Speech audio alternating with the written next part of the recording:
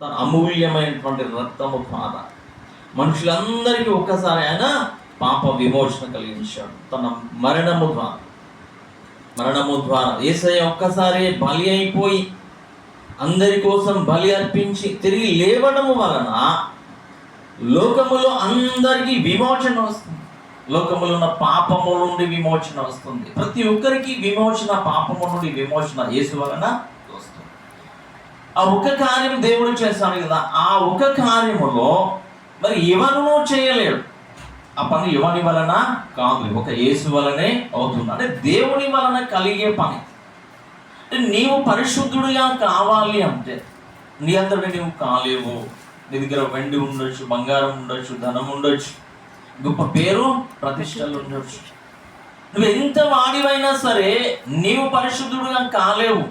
నీ క్రియల వలన కావచ్చు, నువ్వు చేసే మేలులను బట్టి కావచ్చు, నువ్వు చేసే ఇతరులకు చేసేటువంటి దాన ధర్మాలు కావచ్చు, ఏం చేసినా కూడా నీవు పరిశుద్ధుడవు కాలేవు. కానీ యేసయ్య ఇచ్చినటువంటి రక్తం ఉన్నది కదా, ఆ రక్తంలో నిన్ను నీవు కడుగుకున్నప్పుడు, నిన్ను నీవు శుద్ధీకరించుకున్నప్పుడు, యేసయ్య రక్తాన్ని నీవు స్వీకరించినప్పుడు నీవు పరిశుద్ధుడైపోతావు. అది విలువైనది, అమూల్యమైనది.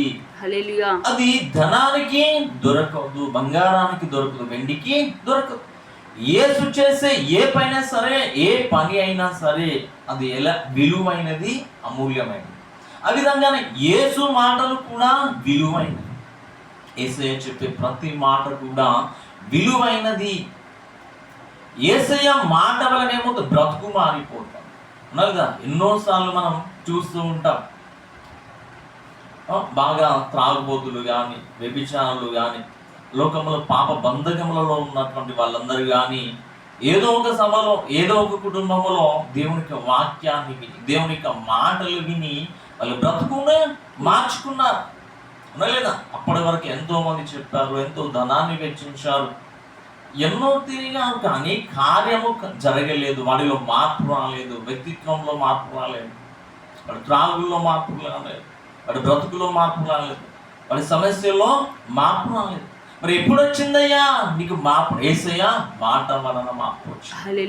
యేసయ్య వాక్యం వలన మార్పు వచ్చింది. దేవుడు చేసేవన్నీ కూడా విలువైనవి, అంటే అమూల్యమైనవి.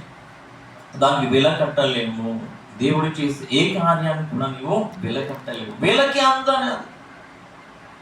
వెలకి అందనిది దేవుని కార్యము, వెలకి అందని దేవుని యొక్క కార్యం. అవునా లేదా? చాలా మంది చావు బ్రతుకులలో దేవుని దగ్గరకు వస్తారు.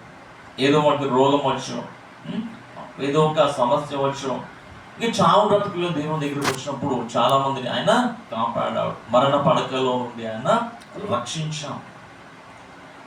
అంటే వైద్యులకు కూడా సాధ్యము కాని పని యేసయ్య చేస్తాడు కదా, అది కూడా అమూల్యమే. యేసయ్య స్వస్థత చేసిన అది అమూల్యమే. యేసయ్య మాట వలన బ్రతుకు మారడము అమూల్యమే. యేసయ్య రక్షణ ఇవ్వడము అమూల్యమే. ఇంకా యేసయ్య చేసే ఏ పని అయినా కూడా అద్భుతంగా ఉంటుంది. ఉన్నాయి కదా, ఇశ్రాయేలు జనాంగం ఐగుప్తులో నుండి ఎర్ర సముద్రమును పాయలు చేసి నడిపించాడు కదా.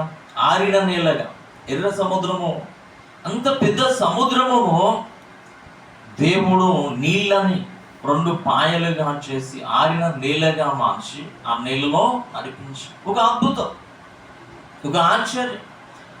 నరులకు సాధ్యము కాదు, ఏ వ్యక్తికి సాధ్యము కాదు, ఎంత శక్తివంతుడికైనా సాధ్యం కాదు.